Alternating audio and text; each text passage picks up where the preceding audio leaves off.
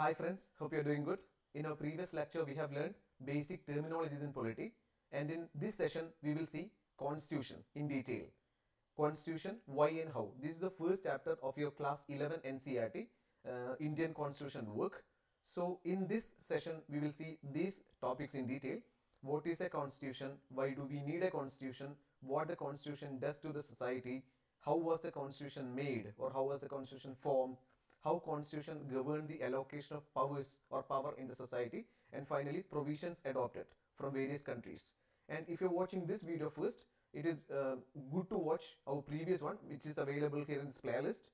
So that would be good. So you'll be having a basic understanding of all the terminologies. So let's move on. First topic is, why do we need a constitution? Of course, you know what a constitution is. Constitution is a document, right? It is a document, it is a legal document, it is a supreme law of the land, or law of the land, supreme law of the country. And about Indian constitution, we know it is a written constitution, right? Indian constitution is available as a single document. So it is a written document, and we have another category of it's a written constitution, and we have another category of constitution that is unwritten, like Britain, right? Yes. So why do we need a constitution? Let's think about a group.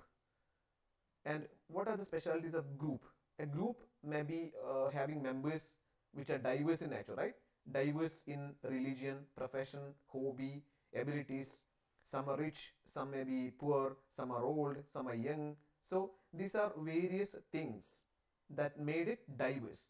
And we don't have to think too much about this. Let's think about India. In India you can see various cultures, right? We have various religion, various professions, various cultures, various ethnicity, and it's a land of complete diversity, right? Yes. So what is the problem with such a diverse society? Of course, there may be dispute, or there may be disagreements regarding decisions or implementation of things. So there will definitely be a possibility for dispute over various matters, especially policy, right? Policy making, and some may like something, others may not. So there should be a document, or there should be something that control everything, right? That there must not be any insecurity. There must not be an insecurity to any category of people, or any category of land, or region, right? Yes. So being a society, they are dependent upon each other. Even if it is diverse, or even if it is uniform or similar, uh, society lives together, right? They are dependent upon each other. So what are its functions? So this is why we need a constitution. Hope you understood the concept. In a country like India, in such a diverse country like India, there should be a document, there should be something that regulate the whole India, that control that whole India, right? Yes. So that is what constitution is. That is why we need a constitution. We need a single document that controls everything, right? Yes. Then what are its functions? What are the functions of constitution? Actually, it's a document, it's a legal document, the supreme law of the land, and it consists of basic rules, right? Basic rules that control or coordinate or regulate the living, or the people of a country, the people of India. Then it is a body of fundamental principles according to which a state is constituted or governed. Yes. Okay. It consists of what? Rules and regulations, right? It's a body of fundamental principles according to which the state is constituted, or what? Governed. And parliament gets to decide laws and policies. We know it's a part of legislator. Parliament is a lawmaking body. Then constitution is an authority that constitutes government in the first place. So constitution is the authority that places the government at the first place. What is the meaning? That is why government can make decisions, right? Make policies, and implementing those policies. So constitution provides parliament that power, the power of what? Lawmaking. Yes. Then constitution sets some limit on what a government can impose on its citizens. Example, fundamental rights. Government of India, any government, any supreme majority government, cannot arbitrarily do something on the people of India, because there are some fundamental rights, there are some provisions in the constitution that secure the people of India from even from the government, right? As example for it is fundamental rights. We enjoy 6 fundamental rights. right to equality, right to freedom. Yes, we enjoy 6 fundamental rights. So uh, actually fundamental rights is a way that government cannot do something on the pupil, right? Yes, it is a negative aspect. Government cannot do something on the pupil, but DPSP is a positive aspect. Government can do something, right, for the welfare of the society. Yes. So these are the functions of what constitution. It's a set of basic rules. Then, according to which the state is constituted, Parliament gets the what uh, power to decide laws and policies, and its authority that constitute the government in the first place. That's why government can are able to make what policies and programs for the people. Then it sets some limits on the government, of course. Otherwise, it may perform arbitrarily. Okay, yes. Then it enables the government to do certain positive things to express the aspirations and goals of society. So when we look at the term aspirations and goals of society, it means welfare of the people, right? Welfare of the society, welfare of the people. And how do we do that? With the help of directive principles of state policy. And it ensures leading a life of minimum dignity and social self-respect, minimum material well-being, education. There are so many things that helps or that enables the people of India to live with dignity, right? With dignity, yes. So DPSP, Directive Principles of State Policy, yeah, it's a provision taken from Irish Constitution, I, right? Directive Irish, yes. So government to fulfill the aspirations of the society, India, and create conditions for a just society. What is a just society? Just means morally right and fair. Morally right and fair. Yes. So DPSP helps the government, or DPSP um, is used to establish a welfare society, right? Yes. Then constitution expresses the fundamental identity of the people. And what is our identity? Identity, India, right?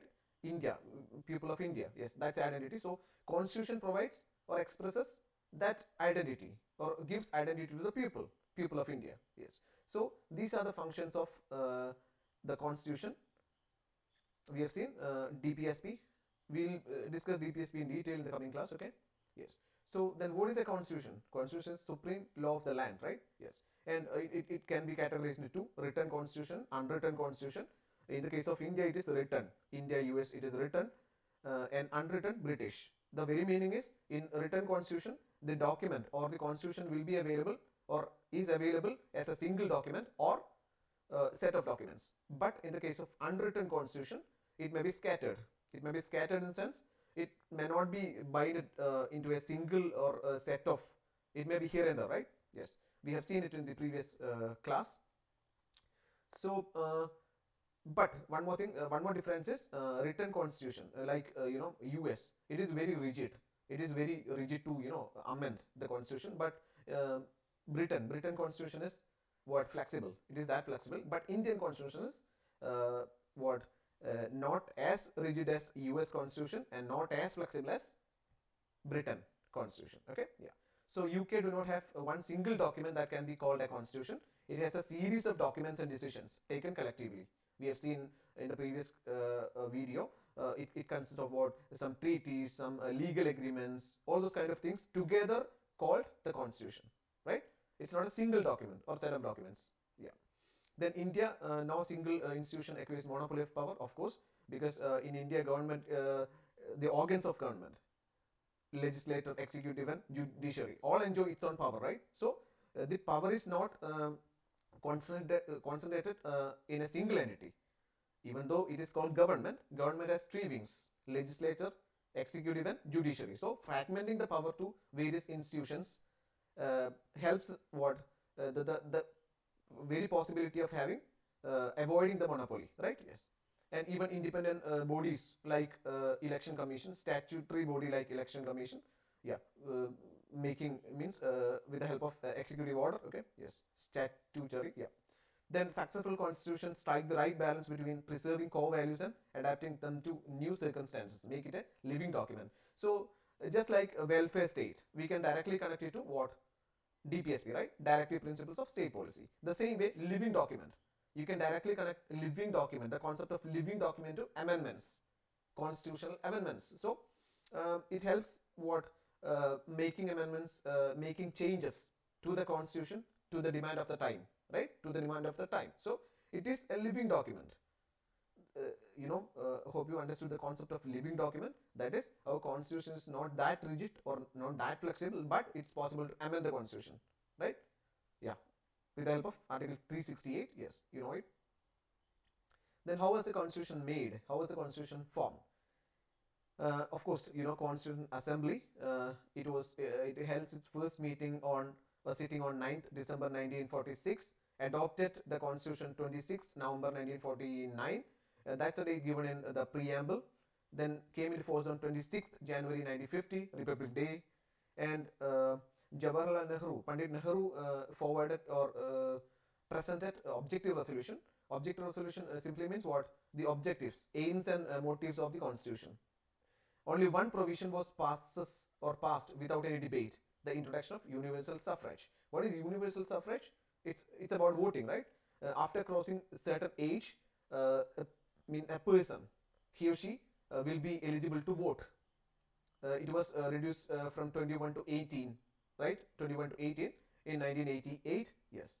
So only one provision was passed without any debate. That means there were so many disagreements between the members of the Constituent Assembly. Actually, there were 8 major committees in the Constituent Assembly, headed by Nehru, Pandit Nehru, Dr. Rajendra Prasad, Sardar Patel, Dr. B.R. Ambedkar, and Nehru chaired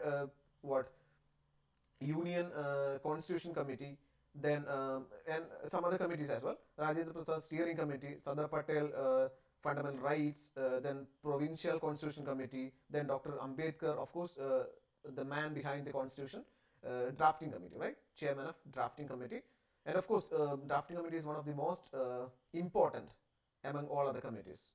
Everything has its own importance, but among them, just like Prime Minister, first among the equals, yeah. So it took 2 years, 11 months, and 18 days to complete the Constitution. It means it was a long procedure.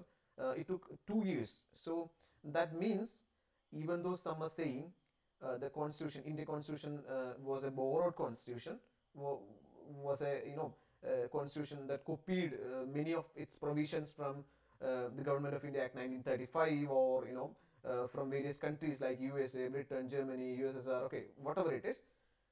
It took 2 years, 11 months, and 18 days. What it shows is, even though it is taken from some of the provisions are taken from some countries, the makers of the Constitution made it exactly clear to fit to the society of India, or to Indian scenario, or to Indian situations or Indian circumstances. So it is of course a borrowed Constitution, majority of its provisions, but the makers of the Constitution made it fit to Indian society. That's a key point. Okay. Yes. So Nehru moved objective resolution, aims and motives of the Constitution. Yes. So this is about how was the Constitution made. It's about Constituent Assembly and some dates, of course, without any debate, universal suffrage, then various committees headed by Nehru, Rajendra Prasad, Patel, and Ambedkar. Yes. And finally, we have provisions adopted from various countries. First, let's look at British Constitution. First past the post. What is that? First past the post? Just like our Lok Sabha election or our state assembly election, one who get the majority of votes will be elected, right? One who gets the majority of votes will be elected. That's what first past the post is. Okay, just like 100-meter race. Okay, yes, with only one prize. Okay, with only one prize. Yeah, there won't be second. Meaning second qualified cannot be elected to the house. But there in some other countries there is a mechanism, there is a provision for this, because here in India actually people are participating, and in some other countries parties are participating. So maybe more than one member or member of the parties, or more than one member can be elected from one constituent assembly. Okay, there are some provisions in some other countries, so we'll see it anyway. Then parliamentary form of government, rule of law, speaker, law making procedure. So when we look at all these First past the post, parliamentary, rule of law, speaker, law making procedure. What can you understand? It's all about cabinet, right? It's all about the parliament, it's all about the cabinet, the way the rule is happening, right? So it's all about British constitution. Why? It is just because, they were the ones who ruled India for a very long time, right? So we can see the influence of government of India Act 1935 here in Indian constitution to a very large extent. So most of its cabinet procedures and things are taken from British constitution. Okay, yeah. Then Irish, directive, Irish constitution, directive principles of state policy, DPSP. These are the things to be taken care of, or things that should be in mind while preparing what policies and laws for the country, right? Yes. So it is easy to remember, right? Directive I. Yes. Then United States Constitution, fundamental rights, judicial review, independence of judiciary. So it's about rights and judiciary. Rights and judiciary, both are related, right? So it's easy to remember. United States fundamental rights and judicial review and independence of judiciary are taken from, are adopted from United States. Then French, it's very easy to remember because we have been seeing it for a very long time. Liberty, equality, and fraternity, from French Revolution, right? Yes, it's that was the motto. Liberty, equality, and fraternity. And Canadian Constitution, quasi-federal form of government and residual powers. What is quasi-federal form of government? India has quasi-federal, right? It's not completely federal in structure. Federal in structure means just like in US you can see there are two citizenship, right? One is state citizenship as well as the country citizenship. That means state has its own autonomy and center has its own autonomy. It is very much separatable. Okay, it is very much distinguishable. But in India, the central government has more powers over the state government. That is quasi-federal, semi-federal form of government. Then residual powers. So these are the two provisions taken from Canadian Constitution. So I think it is easy to remember the provisions taken from various constitutions. British, it's all about cabinet or parliament. Irish, directive, DPSP. And United States is all about what? Judiciary and fundamental rights. And French constitution, liberty, equality, fraternity, of course we know that. Then quasi-federal, of course it's a semi-federal structure, means there will be states and there will be a union, but union controls most of the powers. Okay, yes, then residual powers. And there are some other provisions as well, fundamental duties from USSR, then emergency from Germany. Okay, so there are some other provisions as well. We will see it in the coming classes. Okay, so yeah, so hope it's over.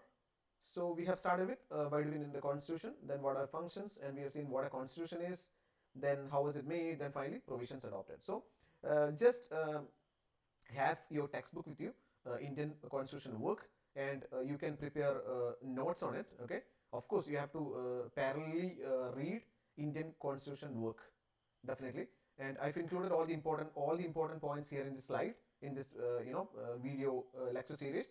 So there won't be much issue in reading because it's very easy to understand, very easy language. So it's easy for you, okay, to follow. So hopefully you understood everything, and see you in the next class, okay, next session. So take care.